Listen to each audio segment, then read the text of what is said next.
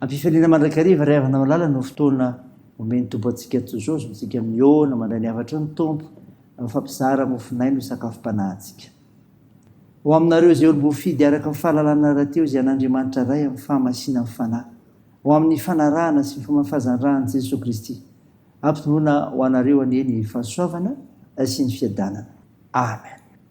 Zoma 10 Martsa 2020 imanjinantsika andro hevitra hoe manorina ny fanekeny tompo andeha ry avany idera sakalazan'andriamanitra isika miatombena amin'andriamanitra tokoa ianao ry fanahiko fa izy no antenaiko izy tokoa no vatolamo sy famonjenahy dia fiarovana voaka tsy mangozozo aho andriamanitra no kinany famonjenahy sy ny voninahitra ivatolamiko mafy sy iariko teo amin'andriamanitra matoky azy mandrakariva ianareo ry olona amen.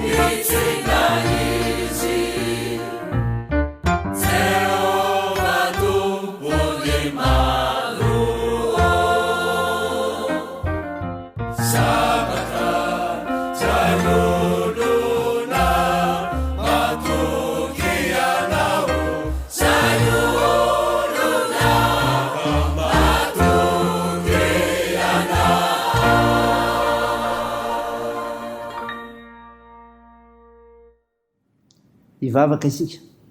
Andriamanitra mpanavitra ianao satria tsy mba manavakavaka fa mijery ireo matsiaro tena ny fahotany.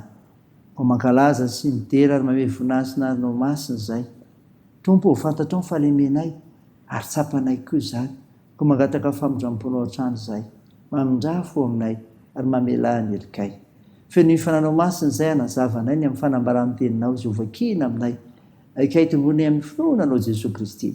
Minaran'i Jesosy Kristy mpanavitra anay, naovanay izany vavaka izany.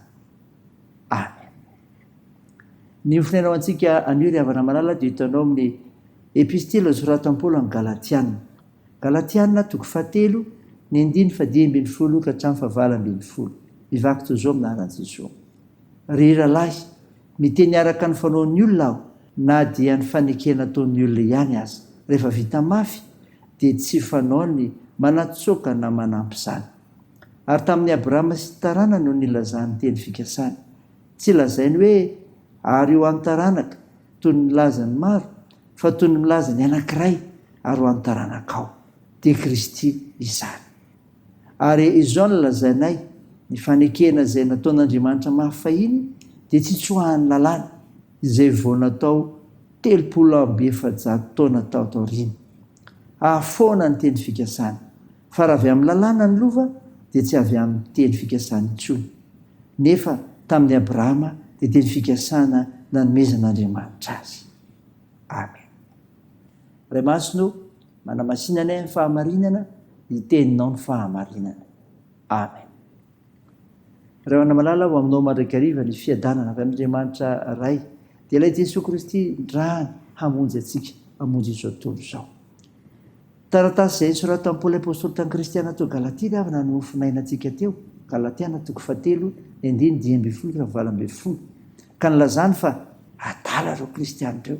Tsy tafiditra anatin'ny fanekena vaovao ny fitandremana ny lalàna satria tsy afaka manafona ny teny fikasana izy, fa ny fanekena vaovao no miantoka izany. Hitantsika amin'ny 9:12 izany rehefa. Tao amin'ny fanekena vaovao no tanteraka ny teny fikasana, ary ny lalàna resahana eto dia lalàna misesy. Ny famonjena tsiny dia avy amin'ny fahasoavana men'i Jesosy Kristy, izay mpanota mibebaka. Ka na dia milohan'ny lalàna misesy aza ilay mpanota, dia voavonjy rehefa miaiky ny fahotany. Zava-dehibe loatra izany rehefa. Jesosy Kristy no anton'izany. Fa voalaza eto koa ny lalàna dia manana ny maizy azy. 9:12 milaza an'izany. Ny asa lalàna dia roa. Ny voalohany dia miabo, satria manoro ny fitondrantenan'ny olona akasitran'Andriamanitra.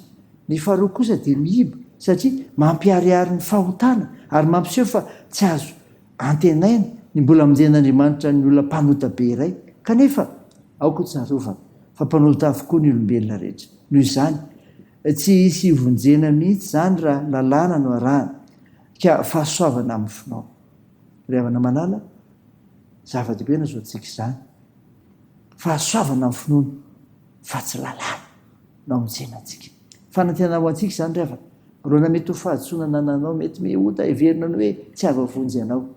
Manatonan'Andriamanitra, Christ Jesosy Kristy tosamonjy ianao, fa ao avelany ianao. Teo an'Andriamanitra ny voninahitra. Andeha hivavaka isika. Tompo, misaotra ny mofinaina nomenao izay milaza aminay, fa tsy afaka manafoana ny teny fikasana izy, fa ny fanekena vaovao no miantoka izany satria koa ny lalàna dia manana ny maizy azy. Mivavaka aminao izay, nitahinao anay tsiraray mba fantatra izany. Iavozanay isan'andro eo amin'ny sehatra misy anay ary hay mijoro vavy melo marina, sy mpanompo matsiaro tena, sy haitianao Andriamanitra, ka haina soa ny fiarahamonina misy anay. Hay misaotra anao mandrakariva. Ary hitory izany amin'ny hafa koa. Jesosy, vonjeo ny firenenay, sandro mararomila ny vavakay, mampanasitrana mahay indrindra ianao, ko atoany ny asan'ny fitsaboana. Atanjao ireo azo paoriana ka ampinoninao, toandro mareo zokiolona, ireo sahirana, vonjeo sarovy izay amin'ny toejavatra misy eo amin'ny fiarahamonina misy anay. Mitahihany amin'ny fiazakazanay, amin'ny fianarana, amin'ny asa mandraranay, ny tokantranonay, ny fikasanay tsara. Minaran'i Jesosy Kristy mpamonjy, naovanay izany vavaka izany, miaraka amin'ny vavaka nampianarina anay koa manao hoe: ranay eo izay min-danitra, ho masinina anie ny anaranao, ho tonga anie ny fanjakanao, atao anie ny sitraponao ety an-tany ho tahaka ny an-danitra. Meo ny anio izay anona sahaza ao anay, ary mamelà ny erikay tahaka ny namelanay izay meloka taminay, ary aza mitonanay amin'ny fakapanahy, fa manafany amin'ny ratsy fa anao ny fanjakana sy ny hery ary ny voninahitra mandrakizay. Amen. Hotanteraka aminao ny tsodrana tolonarany Jesosy Kristy mpamonjy antsika. Ny tompo fiadanana ny amenareo fiadanana mandrakariva amin'ny zavatra rehetra ho aminao rehetra ny tompo. Amen. Teo an'Andriamanitra irery ny voninahitra amin'ny anaran'ny Ray sy ny Zanaka ary ny fanahy masina. Amen.